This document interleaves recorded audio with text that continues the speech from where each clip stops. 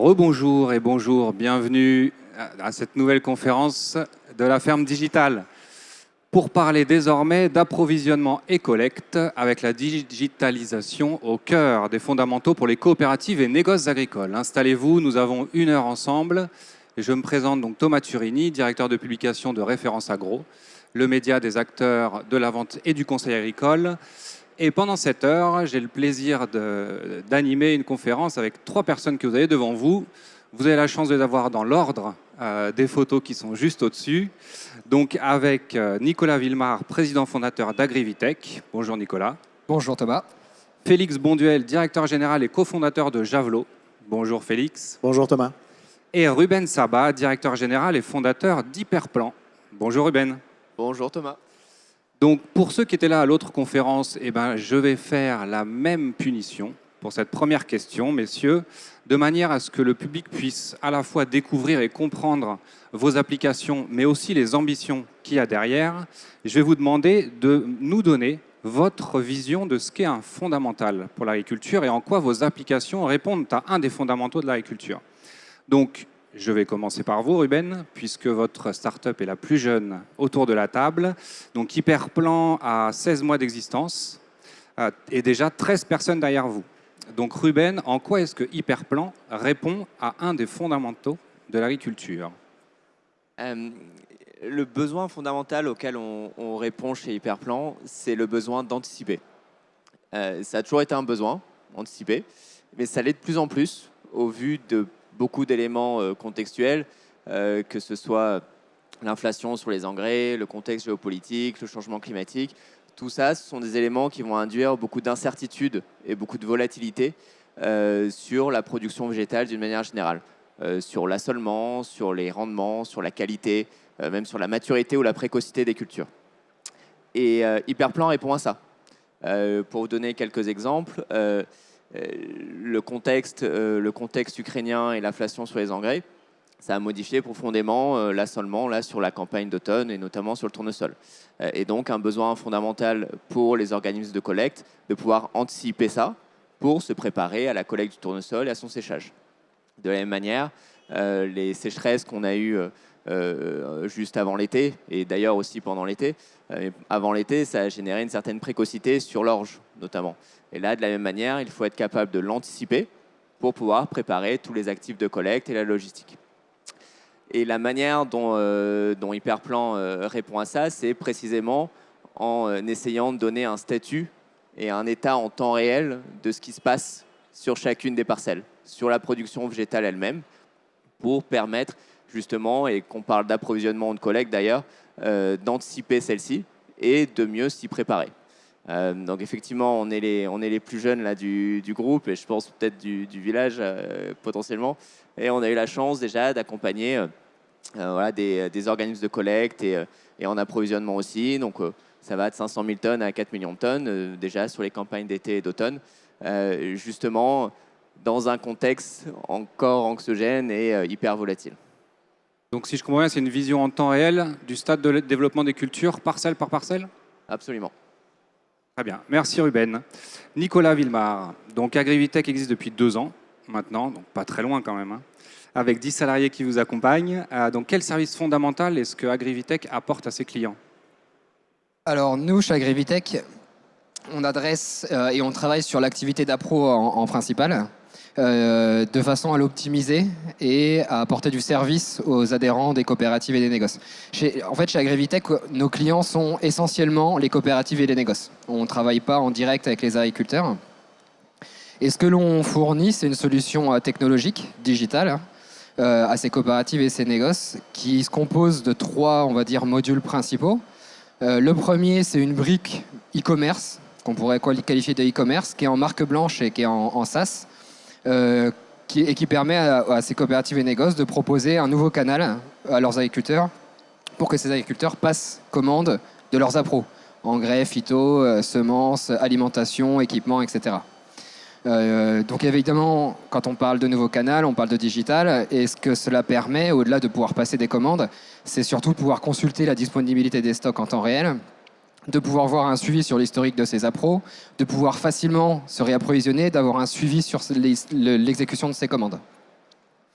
Donc ça, c'est la première brique. Quand on parle de commande en ligne, généralement, ce qui se passe, c'est qu'on va parler de livraison en ferme. Et on voit directement une augmentation des livraisons en ferme après l'utilisation du coup de ce canal de commande en ligne. Donc ce que l'on a à la suite de cette brique commerce, c'est un module d'optimisation de tournée, donc avec un algorithme qui calcule automatiquement la planification des tournées de livraison en ferme et une application qui est utilisée par les livreurs qui permet de complètement dématérialiser tous les documents de transport. Donc de façon à pouvoir les diffuser dans l'organisation le plus rapidement possible. Ça réduit les temps de traitement, ça réduit les délais de facturation, etc. Et en bout de chaîne, une fois que les appros ont été commandés, ont été livrés en ferme, on a une plateforme d'échange qui est utilisée par les adhérents d'une coopérative, par exemple, qui leur permet de s'échanger entre eux les appros qu'ils auraient commandés mais qu'ils n'auraient pas utilisés.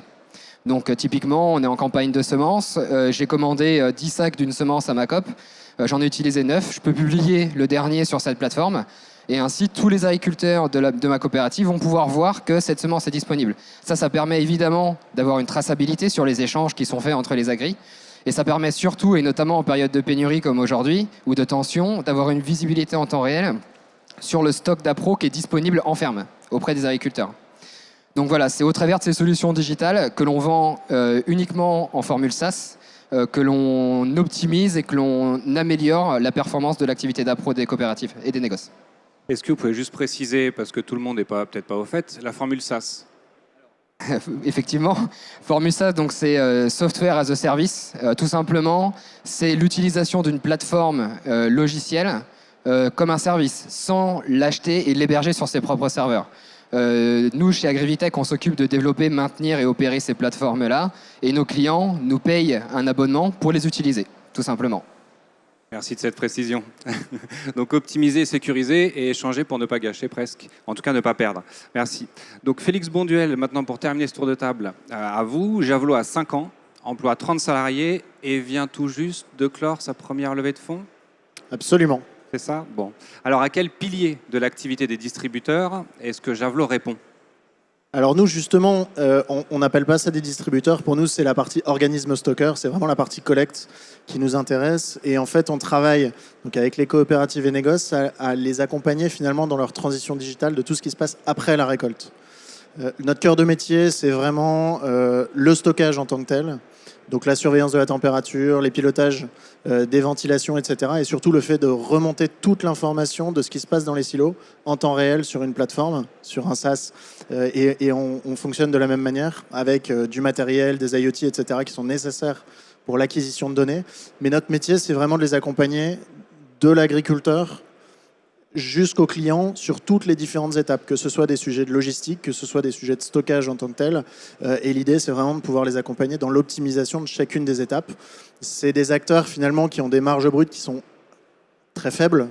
Un organisme stocker sur une tonne de grains va aller chercher 12, 15, 20 euros de marge brute. Et l'idée, c'est vraiment de pouvoir les aider à optimiser cette marge brute par des économies d'énergie, par des économies d'insecticides, par des économies de transport et de logistique, etc., etc. Et l'idée, c'est vraiment de les accompagner là-dessus. Merci. Donc on voit bien avec cette première question et vos 3 réponses comment au final vous répondez bien à pas mal de fondamentaux, donc de la prévision de récolte jusqu'à sa production, son stockage, la procollecte, la sécurisation et voire même, peut-être on en parlera tout à l'heure, la contractualisation. Donc maintenant, je vous propose un autre exercice. Ruben a commencé un petit peu tout à l'heure à en parler. On va prendre un sujet chaud pour que le public puisse se rendre compte vraiment de l'application concrète, parce que c'est un peu difficile quand on entend vos applications, on voit à peu près, mais il nous faudra un exemple concret. Donc comme on dit en presse, on va prendre un sujet chaud d'actualité et je vais vous le poser à chacun de vous. Et vous allez me dire concrètement, face à ce sujet d'actualité, comment est-ce que votre application peut y répondre. Donc on part de la base, le climat. Ruben, je vais m'adresser à vous. Donc face justement à la sécheresse 2022, vous avez commencé à en parler tout à l'heure avec les orges. Est-ce que vous pouvez expliquer un petit peu plus en quoi est-ce que Hyperplan aurait pu être, ou est surtout une solution qui cette année aurait pu apporter de belles réponses face à cette volatilité climatique, si je peux me permettre? Bien sûr. Alors déjà, pour mettre le bon niveau d'ambition, juste, Hyperplan ne va pas changer le climat et on ne va pas changer cette condition-là. Par contre, et je parlais tout à l'heure d'anticiper, et effectivement, je l'ai évoqué, ce que permet Hyperplan, c'est de savoir et d'avoir cette visibilité sur ce que le climat nous mijote et quelque part ses conséquences. Je parlais tout à l'heure des orges, c'est effectivement une conséquence du climat et le suivi en temps réel de chacune des parcelles où on va reconnaître de l'orge autour d'un actif de stockage, par exemple, va nous permettre d'avoir une vue sur cette précocité, de la quantifier en nombre de semaines. C'est-à-dire, concrètement, on s'attend à voir les premiers orges cette année, plutôt première semaine de juin ou deuxième semaine de juin, versus un fin juin, début juillet habituel dans telle zone. Et c'est là que ça nous permet d'y répondre. Donc encore une fois, on ne s'attaque pas à la cause, le changement climatique en lui-même. Par contre, on aide toute une industrie, toute une filière à s'y adapter, justement en comprenant les conséquences. Donc voilà, je donnais l'exemple de l'orge, les événements de gel, par exemple, qu'il y a eu aussi en mai autour de Cognac. De la même manière, Hyperplan était là pour donner une visibilité sur à quel point on voyait ces dommages sur l'ensemble des parcelles, par exemple de vignes, sur l'AOC Cognac. Et ça permet justement après à la collecte de pouvoir s'adapter, de pouvoir adapter du coup sa capacité de collecte, voire de transformation suivant la filière sur laquelle on se trouve. D'accord, merci Ruben. Autre sujet, malheureusement avec un anniversaire un peu triste dans peu de temps, la guerre en Ukraine et surtout ses répercussions sur le marché de l'énergie. Quand on parle de stockage, là forcément c'est une problématique majeure. Félix, est-ce que vous pouvez nous expliquer comment Javelot peut répondre à cette situation et accompagner les OS pour réduire les frais? Alors, si on met un tout petit peu de contexte par rapport à l'énergie, ce qu'il faut savoir, c'est que pour un stockeur, la première charge de stockage, au-delà du foncier évidemment, mais c'est l'énergie, notamment l'énergie de ventilation. Alors, il peut y avoir de l'énergie pour le séchage, etc. Mais l'énergie de ventilation est absolument colossale dans le coût de revient du stockage. Et pour remettre un petit peu de contexte aussi, l'énergie, vous le savez, mais le mégawatt est passé de une cinquantaine d'euros pour faire des grandes masses à plus de 1000 euros. On a parlé même de 1600 euros à un moment. Alors je parle de prix spot, évidemment, c'est pas ce qu'ont payé les OS à un instant T, mais évidemment, le marché de l'énergie a totalement explosé. Et effectivement, notre métier, c'est de les accompagner dans une optique de qualité sanitaire du grain, mais également d'économie d'énergie. Et aujourd'hui, on arrive à leur prouver 20 à 30% d'économie d'énergie à l'échelle d'un organisme stockeur. Encore une fois, c'est leur premier poste de dépense, donc vous imaginez un peu le volume que ça peut représenter, d'autant plus quand on parle d'une énergie qui, à horizon 2023-2024, va faire x3, x4. C'est clairement l'idée. Et tout ça dans une vocation aussi de supprimer les insecticides, etc. Mais l'idée, c'est vraiment ça, c'est en optimisant la ventilation, entre autres. Alors après, il y a encore des sujets d'optimisation logistique, d'ouverture de site éventuellement. Est-ce que je dois ouvrir ce séchoir ou pas? Est-ce que je ne peux pas consolider en fonction des prévisions de collecte et compagnie? Mais clairement, effectivement, par la ventilation, on arrive à leur faire des économies d'énergie absolument colossales. Et je rejoins d'ailleurs, ou ça rejoint plutôt ce que je disais tout à l'heure, sur le gain direct en marge brute pour ces organismes stockeurs. Cette année, vous commencez à les accompagner là-dessus, pour le coup, vos clients. Oui, absolument. Aujourd'hui, on surveille un peu plus de 7 millions de tonnes en l'air de rien, donc ça représente 10% du marché français quasiment. Et effectivement, on les accompagne et c'est le sujet aujourd'hui qu'on regarde, évidemment. Il y a 2-3 ans, je vous aurais beaucoup parlé d'économie d'insecticides. C'était le sujet majeur. On a l'interdiction des insecticides, mais c'est pas pour ça qu'on doit livrer avec des insectes. Donc on doit faire du sans insectes, sans insecticides. Et aujourd'hui, on a toujours ce cahier des charges d'aller vers le sans insectes, sans insecticides. Mais par contre, on doit répondre à cette question des économies d'énergie parce que, encore une fois, ce n'est pas supportable. À tel point qu'on a des organismes stockeurs et des négoces en particulier qui nous ont dit, en fait, si on a ces projections sur l'énergie et que on n'a pas de solution à mettre en face, soit on ne sera pas capable de ventiler, soit on mettra la clé sous la porte parce que c'est structurellement beaucoup trop important pour nous. Merci Félix. Nicolas, je vais passer à vous. Juste avant l'été, l'Europe a mis en place, a parachevé, je pense, sa politique numérique peut-être la plus ambitieuse, donc avec le Digital Service Act et le Data Governance Act, qui encadre le e-commerce, le partage et la protection des données personnelles et non personnelles. Comment est-ce que Agrivitech répond à ce besoin de souveraineté des données que peuvent avoir les coopératives et négoces? Effectivement, c'est un sujet qui est, nous, au cœur de notre activité parce qu'on manipule et on utilise beaucoup de données de nos coopératives, justement, pour construire du service. Et aujourd'hui, la prise de conscience est quand même assez récente au niveau des coopératives sur l'importance, justement, de ces données. L'intérêt des données pour les services qu'ils vont construire, et notamment la structuration de ces données de façon à construire des services pour construire ce que sera l'activité de la coopérative demain, et être capable d'accompagner aussi leurs agriculteurs dans cette transition vers des outils de plus en plus digitaux. Mais par rapport à cette question de souveraineté, aujourd'hui, quand on parle de souveraineté, on parle... il y a plein de définitions de ce qu'est la souveraineté. Pour nous, déjà, le sous-jacent qui est obligatoire, c'est la notion de sécurité. Sans sécurité sur les données, il n'y a pas de souveraineté, de toute façon. Donc ça, c'est un élément qui est absolument fondamental, et on sait que la sécurité, c'est au cœur, s'il y a des DSI de COP parmi nous, ou même des directeurs généraux de COP, c'est clairement au cœur de leur réflexion.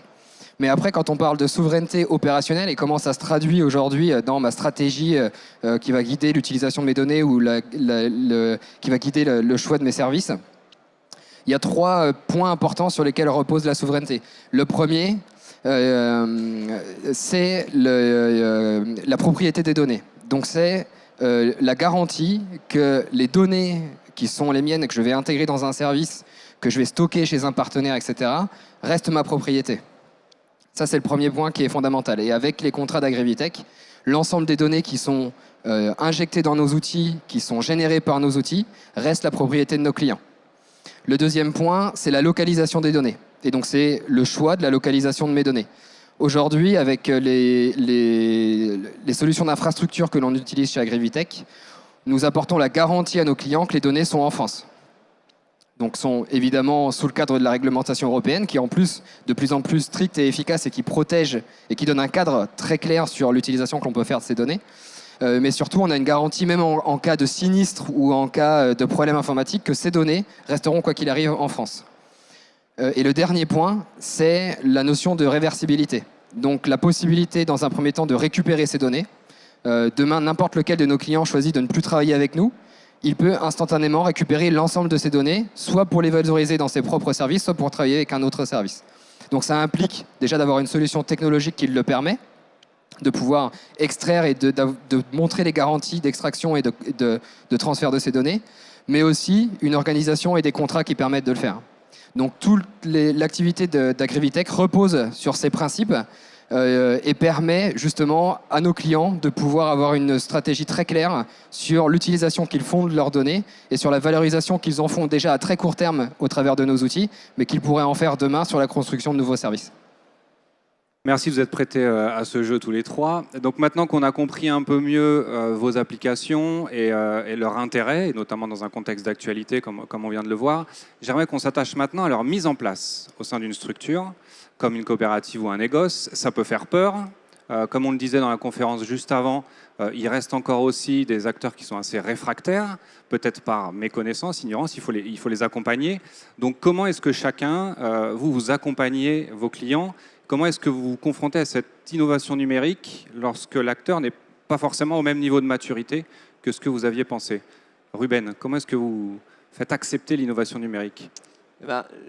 Sur ce sujet-là, le parti pris qu'on a chez Hyperplan est vraiment de baisser toutes les barrières à obtenir le premier euro d'impact, le premier euro de valeur ajoutée. Félix, tu parlais tout à l'heure de la marge brute, finalement, qui est un peu le terrain de bataille. C'est-à-dire, de notre côté, on va regarder, par exemple, les 18 à 20 euros par tonne de coût d'opération de collecte dans les céréales et comment on peut aller gagner chaque euro dans cette masse-là. Et donc, quelque part, enlever les barrières à gagner, ne serait-ce qu'une petite partie du plein potentiel de nos solutions, c'est déjà un premier pas. Et quelque part, encore une fois, d'une manière générale, je pense que le terme de transformation digitale est un petit peu galvaudé aussi. Il faut le démystifier. Et une transformation digitale, ce n'est pas forcément un projet ERP faramineux sur 3 ans et demi. Ce n'est pas forcément... Il faut le dire. Ce n'est pas forcément un changement brutal et un effort de déploiement et d'implémentation colossal. On s'est amélioré là-dessus et on sait justement, chez Hyperplan, on déploie on déploie un premier niveau de service en 24 heures et on sait apporter des premières briques qui permettent de faire un pas. Et faire un pas après pour toujours aller attraper plus de valeur ajoutée chez nos clients. Vous avez dit un premier service en 24 heures? Ouais. C'est l'abonnement Netflix de la collecte. Ouais, moi, je rejoins complètement Ruben sur cette partie-là. On parle de transformation digitale. En fait, on transforme pas le métier de l'agriculture ou le métier des coopératives ou des négoces, mais on les fait évoluer grâce à des nouveaux outils et des nouveaux usages. On apporte de la valeur ajoutée et il y a un frein qui peut se trouver au niveau de la perception et de la crainte d'un grand projet d'intégration, de grands coûts, même des fois de peur de ne pas avoir les capacités ou les ressources nécessaires en termes de qualité de données, en termes de connaissances, en termes d'infrastructures informatiques. Et l'enjeu, et ce que nous, start-up, on sait très bien faire, c'est justement apporter des briques qui ont un périmètre très restreint, mais qu'on est capable de déployer très vite pour déjà apporter un niveau de service et de la valeur ajoutée à nos clients. Et ça, c'est un point qui est vraiment fondamental dans nos approches. Félix, vous confirmez cette possibilité de faire très rapidement en fait, des résultats? Oui, j'allais dire qu'il y a un vrai sujet d'agilité. Nous, on intervient. Alors, on a un métier qui est un peu particulier par rapport à vous deux parce qu'on a du hardware. Donc, ça prend un petit peu plus de temps de pouvoir aller déployer le matériel. Mais par contre, effectivement, sur l'ampleur des développements et des déploiements qu'on est capable de faire, on est capable de développer une technologie très rapidement. On a développé l'année dernière pour un client qui nous a dit « Moi, je ne veux pas que vous déployiez de thermométrie dans nos silos. » Et ben, on a développé un logiciel pour lui pour aller capter la donnée dans ses infrastructures, les importer sur Javelot et finalement lui donner le même service. Et ça, on l'a fait en l'espace de quelques semaines.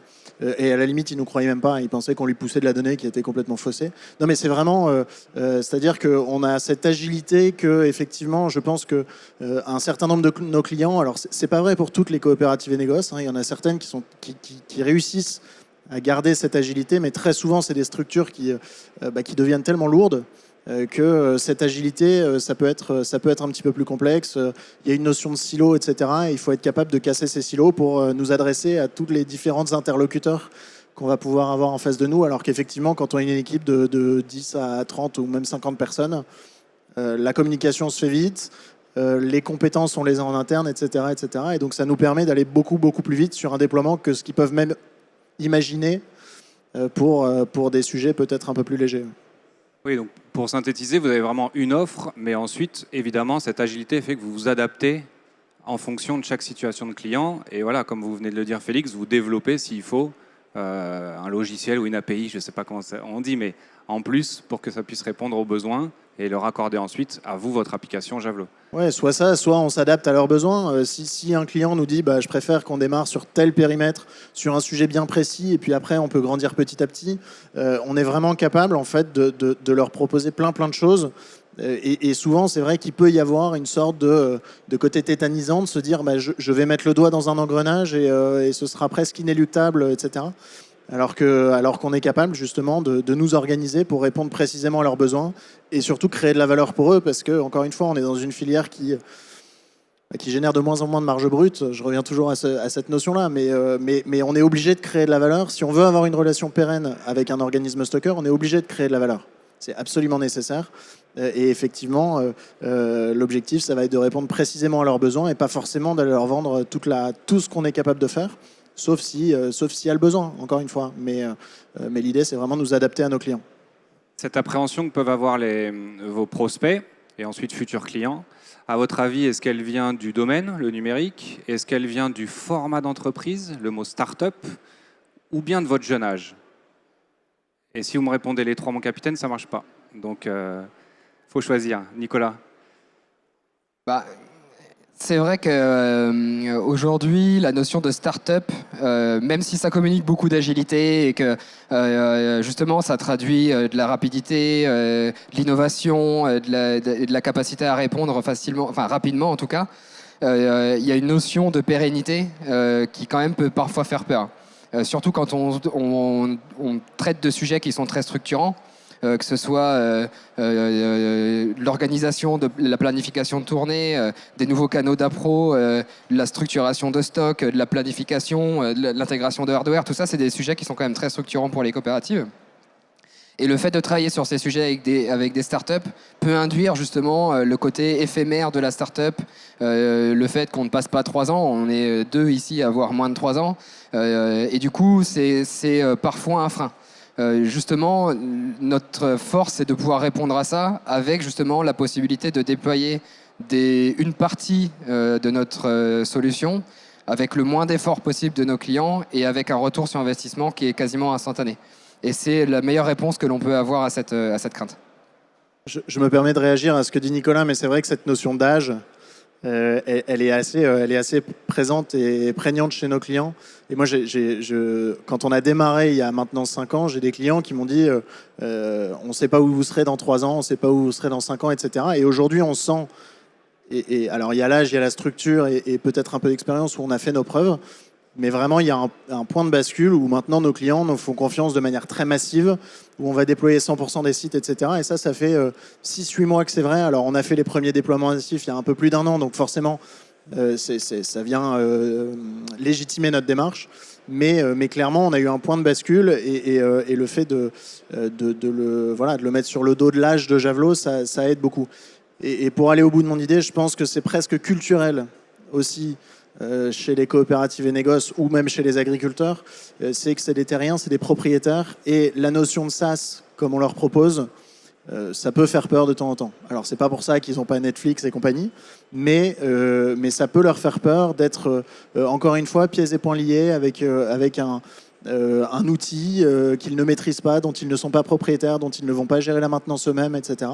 Alors que ça nous permet à nous d'être beaucoup plus compétitifs, de leur proposer des outils qui sont évolutifs, qui s'adaptent à leurs besoins. Je reviens au même sujet que tout à l'heure. Mais je pense que c'est presque culturel en fait dans notre milieu. Et donc il faut faire avec. Ruben, vous qui êtes justement dans cette phase de démonstration de preuve, est-ce que vous confirmez un petit peu cette difficulté? C'est le bon terme? Oui, bien sûr. Et je rebondis aussi sur la notion culturelle et plutôt avec une note positive, en fait, dans le sens où j'ai l'impression qu'on a demandé pendant un petit moment à l'industrie de s'acculturer à l'innovation, à la technologie. Et je crois que là où on est, là, ne serait-ce que d'avoir un startup village ici au CIMA, la ferme digitale et tout cet écosystème, c'est quelque part l'effort que l'innovation et la technologie fait pour s'acculturer au secteur et donc faire ce changement-là. Et donc, voilà, donc je rebondis sur le sujet culturel et avec une note un petit peu positive sur les années prochaines, quoi. Alors, par contre, effectivement, pour être positif, le vrai gros avantage qu'on a, ou en tout cas c'est un secteur où il y a une fidélité qui est énorme. C'est-à-dire que ça peut être long de rentrer, ça peut être plus long dans certains secteurs. Par contre, il y a une vraie... Et à la limite, chez Javelot, on ne parle même pas de clients, on parle vraiment de partenariat. C'est qu'on va co-construire ce qu'on fait avec nos clients. Donc c'est long, ça demande du temps, de l'énergie, de l'argent. Mais par contre, on sait qu'on part dans une démarche qui est pérenne et qui se veut long terme. Ouais, l'entrée est difficile, il faut montrer patte blanche, mais après, une fois que c'est fait, la fidélité est là. Nicolas, vous confirmez aussi? Complètement. En fait, c'est un peu ce qu'on disait en termes de culture. Il y a la culture start-up et même le nom start-up, on se croit à la Silicon Valley. On a les images de start-up qui ont levé 10 millions d'euros leur première année, qui ont fait une montée extraordinaire sur un un modèle économique de clients non payants qui se valorisaient sur l'utilisation de leurs données quand il y en aurait 1 million. Bon, c'est pas la culture du secteur agricole. Et du coup, c'est pas la culture que l'on a aussi dans nos startups. On vient pas vendre à nos clients une solution marketing ou une image, mais vraiment des outils qui sont basés sur un pragmatisme vraiment fort et du bon sens, qui sont quand même des piliers qu'on retrouve souvent dans le secteur agricole. Et en ça, notre façon de nous organiser et de travailler avec nos clients fait que dès qu'on commence à travailler avec eux, on a ce lien qui se crée et on se projette ensemble sur des relations long terme. Je te rejoins complètement là-dessus. Je vous voyais corriger le mot business, mais en effet, est-ce que les termes anglais que vous utilisez attirent l'arigot, si je puis dire, ne jouent pas eux aussi presque en votre défaveur? Parce qu'on se dit, voilà, il y a un gap vraiment important entre nous. Félix, non? Moi, j'ai un négociant qui m'a repris en rendez-vous il n'y a pas très longtemps parce que je lui parlais d'account manager. Et il m'a repris un peu sèchement en me disant « Je suis désolé, mais je comprends rien. On parle de responsable grand compte. » Je caricature un peu le sujet, mais non, ça fait partie aussi de notre secteur. Et pourtant, vous agissez tous les trois pour la compétitivité. Donc, je voudrais qu'on revienne sur cette notion. On parlait de marge brute. On peut se dire aussi qu'actuellement, on est en perte de compétitivité. Quel est le rôle des startups là-dedans? Parce qu'au final, est-ce que vous apportez pas presque un service intégré aux distributeurs plus qu'un service à côté? Comment est-ce que vous voyez cette contribution des startups à la compétitivité des acteurs agricoles, en l'occurrence les coopératives et négoces? Félix? Si, on vient clairement s'intégrer dans leur process. Alors nous, encore une fois, on vient transformer en profondeur leurs habitudes, que ce soit dans leur silo au niveau industriel ou chez les agriculteurs. Mais c'est clair qu'on travaille avec eux et nous, on ne veut surtout pas tomber dans la caricature de on achète Javelot, on rajoute une marge et on le revend aux agriculteurs. C'est pas comme ça que ça marche. Et de toute façon, commercialement, on n'y arrive pas. On a déjà l'image d'être relativement cher, que ce soit auprès des OS ou auprès des agriculteurs. Alors, rajouter une marge pour le distributeur, ça ne fonctionne pas. Par contre, on travaille vraiment avec eux dans une optique d'aller créer de la valeur, encore une fois, pour eux, pour l'agriculteur et de manière générale pour la filière, avec comme acteur au milieu de ça, Javelot, et puis pourquoi pas d'autres d'ailleurs, parce qu'on travaille avec d'autres partenaires. Mais l'idée, c'est vraiment ça, c'est d'aller créer de la valeur autrement qu'en rajoutant bêtement quelques euros de marge sur une sonde, et à la limite un très gros OS qui vendrait quelques milliers de sondes et qui mettrait 15 euros de marge. En fait, c'est pas comme ça qu'il va se rémunérer, évidemment, alors qu'il a moyen de créer de la valeur de plein d'autres manières. Le retour sur investissement, Ruben, Nicolas, vous arrivez à le faire comprendre à vos acteurs, ou est-ce qu'ils en doutent un peu au début, ils sont attentifs? Alors, ils en doutent au début et ils ont raison d'en douter. Finalement, on vient leur proposer quelque chose de nouveau, mais encore une fois, je rebondis aussi sur la culture du secteur. C'est aussi une culture vraiment de bon sens. Et donc, quand on montre concrètement les leviers d'impact, et ben là, ça met tout le monde d'accord. Et voilà, pour vous donner un exemple, sur la campagne de cet été, il se trouve qu'à l'utilisation d'Hyperplan, un organisme de collecte a pu justement optimiser ses flux de camions et sa capacité de stockage externe louée, justement en pouvant identifier précisément sur chacun de ces silos quels étaient les endroits où il n'y avait pas de chevauchement entre l'orge et le blé. Et bien ça, c'est tout de suite des euros. En l'occurrence, c'était 500 000 euros de gagner sur une campagne. Et donc, ça vient rentrer dans la fameuse marge brute. Ouais, non, exactement. Ça rejoint ce qu'on disait tout à l'heure. On ne vient pas transformer le métier de nos clients. Au final, on vient apporter des solutions qui permettent de faire évoluer des pratiques et surtout de les optimiser. Avec des outils digitaux, on arrive à faire fluctuer de la donnée beaucoup plus vite. Un exemple tout bête avec notre outil Fleet, donc qui nous sert à optimiser les tournées de livraison, donc d'optimiser l'utilisation d'une flotte de camions pour soit livrer, soit récupérer de la marchandise. Et en dématérialisant tous les documents de transport. Dans un premier temps, on va réduire drastiquement l'espace libre dans les camions. Et sur certains de nos clients, c'était assez colossal, notamment ceux qui vont aller livrer de la matière et en récupérer sur le chemin. Donc, très simplement, en réduisant l'espace disponible et surtout avec le coût du transport aujourd'hui, on réduit directement le coût du transport et on l'optimise sans modifier en fait la façon dont on va livrer. Et en digitalisant les documents de transport, on va, dès qu'un bon de livraison a été validé, le transmettre directement aux opérations qui vont devoir le traiter. Et on va pouvoir raccourcir des délais de facturation. On va pouvoir largement améliorer les délais de prise en charge des litiges. Et en ça, on va améliorer l'excellence opérationnelle de la coopérative et du coup réduire les coûts qui sont associés. Casse. Je me tourne vers la salle pour savoir s'il y a des questions.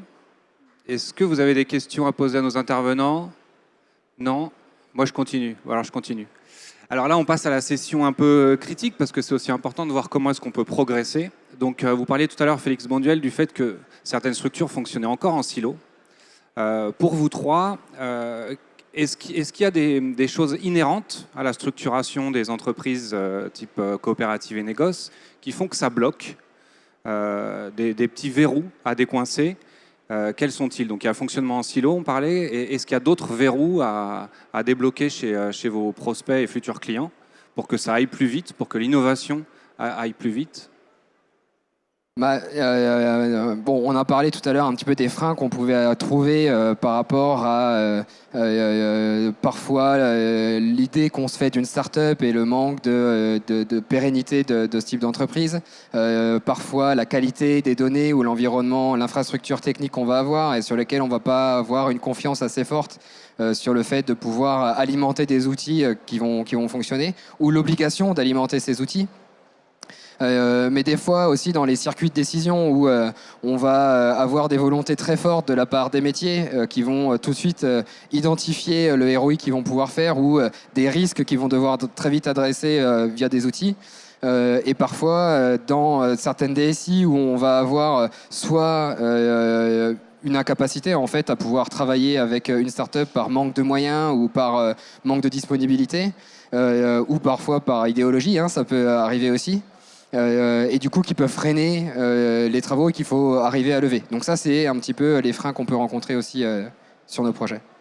Et moi, je vois un deuxième sujet, c'est le côté on va faire nous-mêmes. Les coopératives et les négoces qui nous disent ben, après tout, Javelot, c'est notre cœur de métier, c'est le stockage, c'est à la base notre raison d'être. Et c'est finalement qu'un thermomètre, on est capable de développer un thermomètre, voire même il y en a sur le marché. La réalité, c'est que notre métier, c'est un métier de la tech. Et c'est que derrière ce thermomètre, bah, on a une application, on a des algos, on a des data analysts, on a des développeurs, etc., qu'on a investi des montants qui sont absolument colossaux pour arriver à l'outil qu'on a aujourd'hui. Et encore, c'est un outil qui va continuer à évoluer. Et encore une fois, je pense que nos clients ont la tendance à se dire c'est une bonne idée, la start-up le fait bien, l'entreprise le fait bien, mais c'est notre cœur de métier, on a envie de le maîtriser, on va le faire nous-mêmes. Et la réalité, c'est qu'ils vont investir beaucoup plus que s'ils avaient travaillé avec nous. Finalement, on ne va faire que perdre 2 ou 3 ans. Et il y a un moment, et ça m'est arrivé il n'y a pas très longtemps, une coopérative revient vers nous en nous disant bah, finalement, on n'y arrive pas et on aimerait bien travailler avec vous. Bon, bah, c'est bien, mais tout l'argent que vous avez mis, vous l'avez cramé pour rien. Et 2, on a perdu du temps, vous avez perdu des économies potentielles, etc., etc. Et donc il y a vraiment ce côté aussi où il faut, à mon avis, nous faire confiance plus vite, avancer plus vite, et c'est un vrai moyen de sauvegarder de l'argent, parce que malgré tout, c'est notre métier. Notre métier, c'est pas de réinventer la coopérative, ils le font très bien, c'est leur métier. Notre métier, c'est la tech, et c'est des choses qu'on fait bien, et j'ai la prétention de croire qu'on le fait mieux qu'eux, voire beaucoup mieux qu'eux. Mais il faut qu'on travaille avec eux pour ça et qu'on le fasse conjointement pour répondre encore une fois à leurs besoins. Ah, je suis d'accord, ça rejoint exactement ce que tu disais quand un client a besoin d'une application particulière ou d'une vue particulière ou qui a besoin de faire transgresser des données d'une façon un peu différente. Ou nous, en tant que start-up, notre métier, c'est la tech, comme le dit très bien Félix. On maîtrise cette tech, on la développe en interne, on en a un total contrôle et on est capable justement d'aller très vite sur ces évolutions. On ne fait pas le métier de nos clients.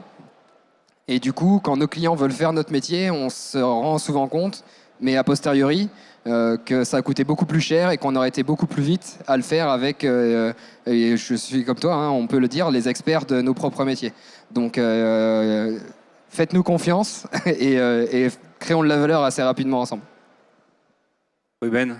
Non, je rejoins totalement, d'autant que, on parlait tout à l'heure de retour sur investissement, ce qui est aussi la valeur absolue financière qu'on gagne, mais aussi dans le temps. Et d'où l'importance de décider relativement vite, d'autant plus dans un secteur où, en fait, quand on passe une campagne, c'est l'année prochaine qu'on joue. Et du coup, on a perdu 1 an d'impact. Et ça coûte de l'argent. Et ça coûte énormément d'argent. Donc, rejoins tout à fait le point de nous faire confiance plus vite et le plus vite possible, je dirais. Et quelque part, ça induit 2 choses. Ça induit la capacité à avoir une marque d'engagement assez rapidement. Et une marque d'engagement, ça peut être un petit ticket. Ça peut être un bon de commande pour le futur. Mais quelque chose qu'on comprenne que pour une start-up, faire une preuve de concept, c'est pas anodin. C'est très engageant pour une entreprise comme les nôtres. Et donc, on a besoin d'avoir aussi cet engagement assez rapidement, justement pour pouvoir envisager une relation partenariale dans le futur. Et donc ça, c'est un premier point qui me semble important pour le secteur. Et le deuxième point, c'est que ça va être également assez critique de se rendre compte que ce qu'on ne sait pas encore faire, eh ben, on l'apprendra beaucoup plus vite en travaillant avec eux. Et nous laisser quelque part dans notre coin, revenir l'année prochaine quand vous serez parfait sur telle fonctionnalité. Alors oui, peut-être, mais on ira beaucoup plus vite si on travaille avec vous. Et donc c'est bénéfique pour tout le monde. Et d'autant plus qu'on a des business models où on porte tout le risque. Quand on a un SaaS, si ça ne fonctionne pas, eh ben, le client arrête. Et ça rejoint la pérennité dont je parlais tout à l'heure. Notre seul moyen d'avoir une relation pérenne avec nos clients, c'est de leur faire gagner de l'argent ou en tout cas de créer de la valeur pour eux. Et en l'occurrence, le jour où ça ne fonctionne pas avec l'une de nos 3 sociétés ou à mon avis à peu près toutes celles qui sont autour de nous, c'est notre business model. Et si ça ne fonctionne pas, ils arrêtent du jour au lendemain, ils reprennent soit l'ancienne méthode, soit autre chose. Mais c'est nous qui portons tout le risque. Mais par contre, d'avoir cette marque d'engagement, comme le disait Ruben, c'est hyper important. On parlait des campagnes, donc cycle long en agriculture. Est-ce que pour le coup, c'est pas bloquant de travailler d'une innovation numérique et des cycles plutôt courts au vu de vos entreprises avec des entreprises habituées au cycle long? C'est vrai que ça peut paraître un peu antagoniste de se dire on vit pas à la même vitesse, on n'a pas le même temps. Et c'est vrai que c'est un peu un choc des cultures quand même, quand on voit les startups qui veulent aller très vite, et pour plein de raisons, parce qu'elles sont agiles, parce qu'elles construisent vite, parce qu'elles maîtrisent les outils qu'elles développent, aussi parce que c'est une question de survie pour nous, d'aller vite et d'acquérir des clients et de faire du chiffre d'affaires pour pouvoir être rentable le plus vite possible et construire les équipes dont on a besoin. Et effectivement, les coopératives qui sont sur un temps plus long, on s'en rend compte. Les premières négociations qu'on a avec nos clients, on se rend compte que nos clients ont le temps pour eux, comparé à nous. Mais les choses changent quand même. On a une oreille beaucoup plus à l'écoute, justement, de nos propositions de valeur. Et ce que tu disais, Félix, juste avant, le fait d'avoir un modèle SaaS, autant sur notre modèle économique que sur les contrats qu'on signe avec nos clients, que sur la réglementation autour des données qui nous impose, au final, de pouvoir leur restituer toutes les données qui alimentent nos outils. On ne met pas de verrou ou de cadenas sur les relations qu'on a avec nos clients. On n'a pas de contrat d'engagement sur la durée. Au final, notre engagement, c'est de continuer à créer de la valeur et de pouvoir la créer le plus vite possible et sur du long terme. Donc, cela dit, on voit quand même que cette différence de culture tend à se réduire et que l'acculturation dont tu parlais, Ruben, fait que nous, startups, on commence de mieux en mieux à parler le langage de nos clients et que nos clients comprennent de mieux en mieux ce qu'on est capable de leur proposer. Donc, tout va dans le bon sens. Et tout le monde en prend conscience, nos investisseurs compris. C'est que nous, on veut souvent aller trop vite, ou en tout cas les startups veulent souvent aller trop vite. Ça arrive que certaines coopératives ou négoces veuillent aller trop lentement. Et la réalité, ou en tout cas le point juste, à mon avis, il est entre les deux. Et voilà. Et c'est notre rôle aussi de les accompagner à aller vite. Le contexte nous aide pas mal. De toute façon, toutes les 2 semaines, il y a une nouvelle qui fait qu'il faut aller plus vite. Donc je pense que tout le monde en prend conscience. Nous, on a tendance, et nos investisseurs en prennent tout à fait conscience, donc on est capable aussi de s'inscrire sur un temps un petit peu plus long. Mais il ne faut pas tomber dans un excès qui peut être désagréable pour tout le monde, voire un peu dangereux. On trouve chez nos clients, enfin, vous avez sûrement vu les mêmes, des porteurs de projets en interne qui se disent « Mais qu'est-ce que c'est lent dans cette coopérative, on peut rien faire, ça n'avance à rien. Dès qu'on porte un projet, si jamais on le fait par le chemin normal, dans 6 mois, on n'a encore rien sorti, on n'a fait que des réunions. » Donc avec nous, il y a quand même une bouffée d'oxygène qui peut arriver très vite et où on est capable de mettre en place des choses très vite. Plutôt positif. Au niveau des budgets, est-ce que les budgets sont adaptés aux enjeux maintenant? Est-ce que, en gros, les coopératives et négoces que vous rencontrez ouvrent des budgets suffisamment conséquents pour les enjeux et pour leurs objectifs? Ruben? Je dirais que la situation est très variable finalement et le point, et pour le coup c'est le cas dans cette industrie comme dans beaucoup d'autres, et je pense que cette industrie en France n'a pas à rougir aussi par rapport aux autres pays.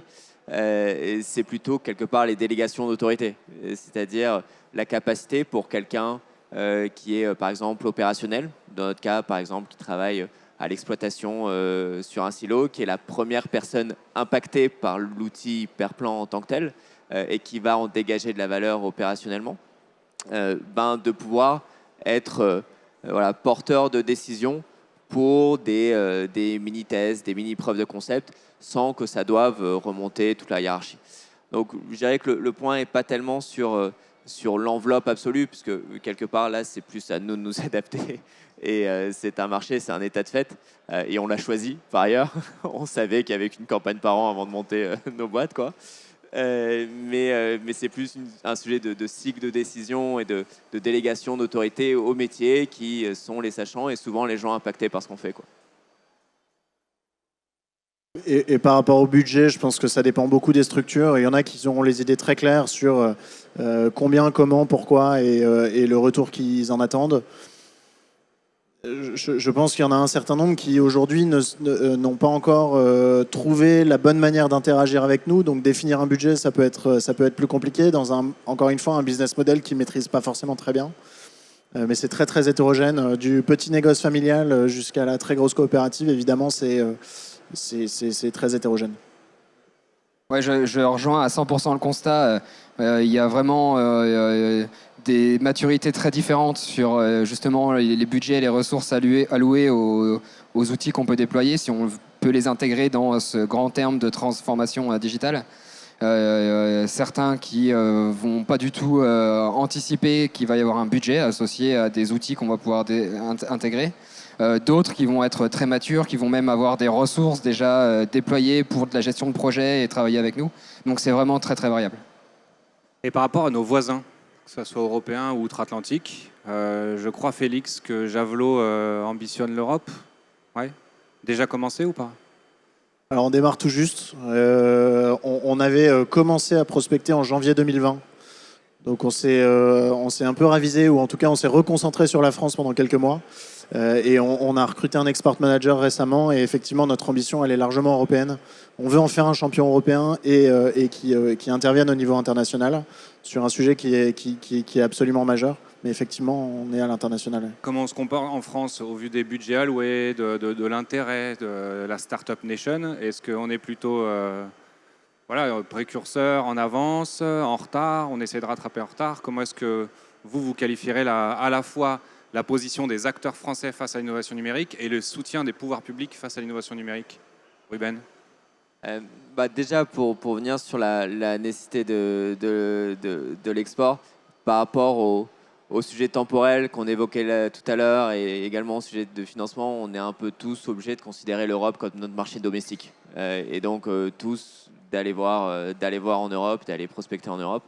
On a commencé également, juste tout récemment, de la prospection dans d'autres pays, en Europe du Sud, en Allemagne et en Europe du Nord. De prime abord, et je le disais tout à l'heure, je trouve que les acteurs en France n'ont pas à rougir déjà dans leur maturité de qu'est-ce que la technologie, qu'est-ce qu'elle peut nous apporter et cette capacité à aller vers les premiers petits pas que j'évoquais tout à l'heure. Et en plus de ça, accompagné par un écosystème assez vibrant et qui est représenté encore une fois par là où on est, dans le village dans lequel on est et par l'association La Ferme Digitale qu'on représente ici aussi. Voilà. Excuse-moi, je rejoins complètement le constat. C'est vrai que quand on parle aussi de financement, une dynamique, la dynamique d'innovation et d'intérêt que le marché a pour l'innovation se traduit aussi par la quantité des investissements et du coup tous les efforts qui sont mis. C'est vrai qu'en France, on est plutôt bien lotis en termes de diversité d'outils de financement pour nos startups. Il y a évidemment les fonds d'investissement et il y a des fonds comme Agri-Impact qui sont spécialisés, qui ont annoncé d'ailleurs les premiers investissements qu'ils ont faits, qui sont spécialisés dans l'agtech avec une stratégie sectorielle et environnementale et même sociale dans les projets qu'ils financent. Vous avez des financements participatifs. Il y a Mimosa qui est ici, qui finance une variété de projets qui est assez large, mais qui sont tous attachés au secteur agricole ou food en général. Vous avez les acteurs historiques. Bon, toutes les startups connaissent BPI au travers différents outils. Les banques, on est dans le secteur agricole, on a tous discuté avec le Crédit Agricole. Et tout ça est soutenu aussi par les pouvoirs publics. Le ministre est venu ce matin. On a en France et dans les pays européens, la France est le premier pays en termes d'investissement dans l'agtech. Il suffit d'aller voir le site de la ferme digitale. Vous verrez bien justement qu'en 2020, de tête, c'était 350 millions à peu près qui avaient été investis. Ça paraît pas énorme comparé à d'autres secteurs. Par contre, c'était 3 fois plus que l'année précédente. Donc il y a une vraie tendance qui est très forte. Et l'essor de la ferme digitale et des startups qui la rejoignent, la levée de fonds que vient de faire Javelot, tout ça montre bien que quand même en France, on a une dynamique qui est très très forte et qui est soutenue. Donc c'est très encourageant. Et je pense que ça, c'est expliqué aussi par le côté réglementaire. C'est vrai qu'en France, on a souvent tendance à avoir envie d'avoir un coup d'avance sur l'Europe, sur le monde évidemment, mais avoir un coup d'avance. Tiens, on va interdire telle molécule, nous on va le faire 2 ans avant les autres, ce qui parfois peut être problématique pour la compétitivité de la France. Mais je pense qu'il y a aussi un enjeu à coller et à développer des solutions qui nous permettent d'être en avance. Et si je prends l'exemple de Javelot, nous, on n'est certainement pas pour pousser l'interdiction des insecticides de stockage. Évidemment, économiquement, on aurait tout intérêt à ce que les insecticides de stockage soient interdits. Et chez Javelot, on dit surtout pas.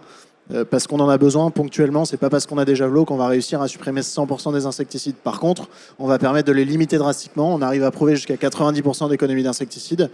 Gardons ces insecticides dans des cas extrêmes où on n'arrive pas à faire autrement. Parce que ces 10% de denrées, derrière, si on peut rien en faire, ça devient problématique. On a une solution et ensuite, on peut prendre des mesures.